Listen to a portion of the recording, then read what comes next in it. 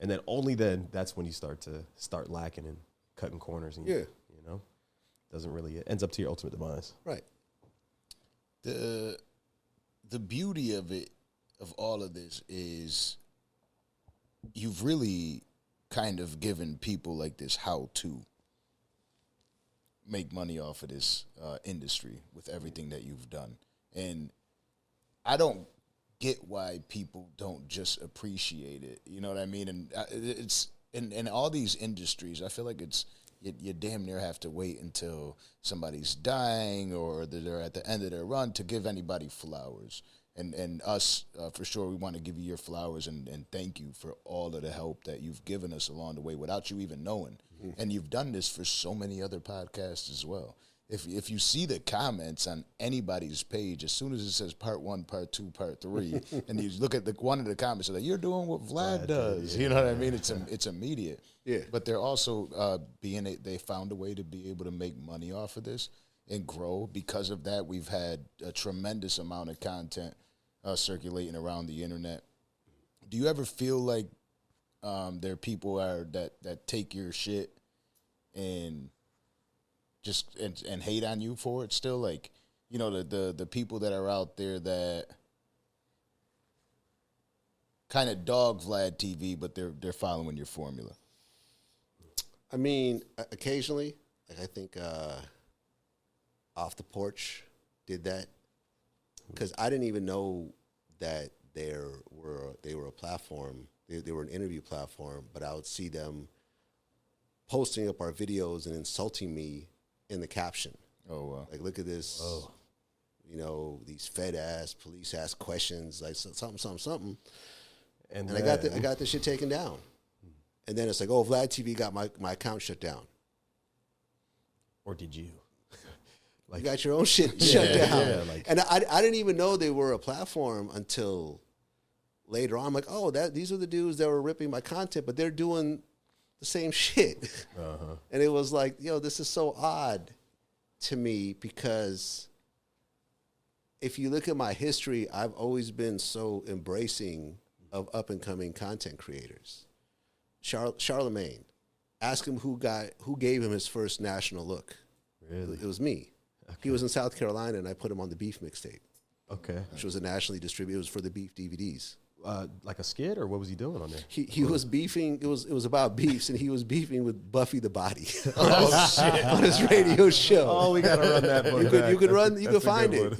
And it was like, I remember he called me. He was like, "Yo, man, I'm getting all these calls that that I'm on this Beef mixtape." And you know, shortly afterwards, Wendy Williams got him on her show, and then you see where he is now. Boom. I'm not responsible for his talent, but I was the first person to recognize his talent outside of South Carolina before Wendy found him. Yeah. You see what I'm saying? Academics, when I saw him buzzing, I reached out like, yo, like, you're dope. Like, if you want to do anything, just let me know. If you need help, if you want to collab, whatever. Let's work. You know, we're always on each other's show now. Adam 22 of No Jumper, same thing. Had him on my show early. We've developed a friendship. We've developed a business relationship. Sean Cotton from Say Cheese, Jason from Hollywood Unlocked. Come on. You know, I reached out to Jazzy, that little girl, the 14-year-old girl. She does such a good job. Yeah, I'm like, yo, congrats on your, you know, if your dad or your mom ever want to talk. Let me be clear here. I want to talk to the parents. Please, here is my number, and have your parents call me. Her dad called me, and I'm like, okay, cool. You know, we haven't done anything, but I'm like, congrats. Like, that's congrats on what you're doing. So like that, this is how I am. And you know, so when I see a platform that's coming up that's hating on me, I'm like, this is dumb. Like, why? Right. You would be better off. Yeah, you'd be better off fucking with me. You know what I mean? Like, like when Rory, like, I think would hate on me when he was on Joe Budden's shit. And it's like, okay, I understand that Joe doesn't like me, and there's a reason for that.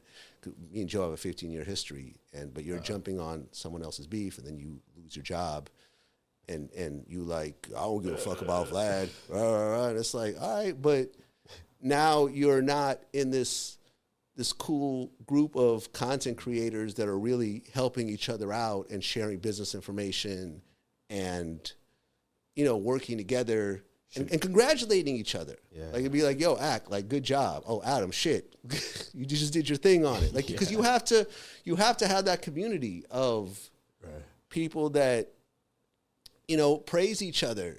And because do what you do and do have what an you interest do and have an interest and yeah. Because the industry is not going to always the industry is not going to really recognize who the movers and shakers are. They're going to go with their favorites. This is why you see the Carisha's winning 2 years in a row. She only puts out 4 podcasts, because the industry likes her. The industry, the whoever the voting and that particular thing was like, okay, hey, Puffy, we just voted for your girlfriend. Hello.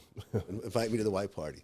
I mean, I'm not saying that's what happened, but it's probably what happened. I think but everybody thought it. So yeah, it is what it is. But we're sitting here like,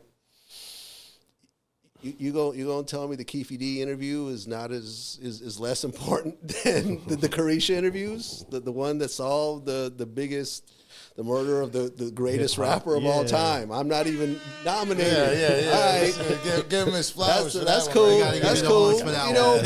But Act would be like, yo, bro, like, good job. Like, wow. No, like, we would tell you right now. Yeah, like, yo, job, when you were telling me this 4 years ago, I thought you was just talking, and now look, you put the whole thing together. So, that's the whole thing. And a lot of these dudes is like, you can still reach out and talk to me and be like, whatever, all right, so you talk some shit, who cares? Like we all talk our shit and we get over it, but people get their, in their egos and, oh, fuck him, I don't need him, when they're doing the same shit I'm doing, but it is what it is. Yeah, I saw Adam say the same thing. He was like, man, I tried to figure out your metrics, basically, is what he was getting at, and he's like, I see how you post, and, even I tried it, and I was like, damn, for me to catch Vlad, this was like a year ago or something like that, he was like, you're at 4.5. He's like, I think you got that. He's like, I think you're untouchable. He's like, I don't think I'm going to be able to do that.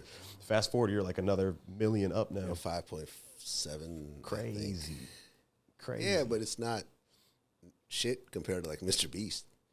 200 million. Yeah. So, different lane though. Yeah, well, but it's still the same platform. So you can't just, say that you can't get there. It's like you just haven't gotten there. Yeah, and you got to rethink it.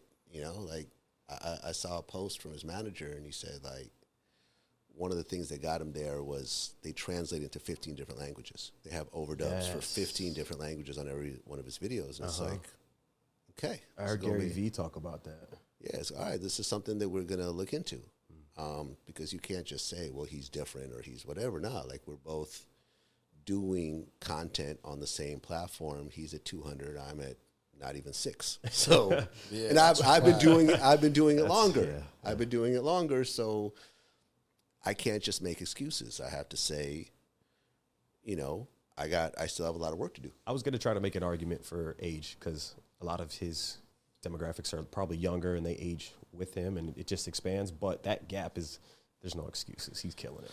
Content is content, man. You can make all the excuses you want, but you have, if you put out a killer video, it does what it's supposed to do. Yeah. You could market it and you could put in hashtags and you could this, that, or the third, but the content will spread on its own. Like we've never spent any money on advertising, ever. Wow. Ever. It's always been like, okay, this content will move if the content is supposed to move. It's supposed to and, move. if it's, sometimes you don't know. Sometimes you get the spark that is unexpected. Sometimes you think something's going to do well and it doesn't.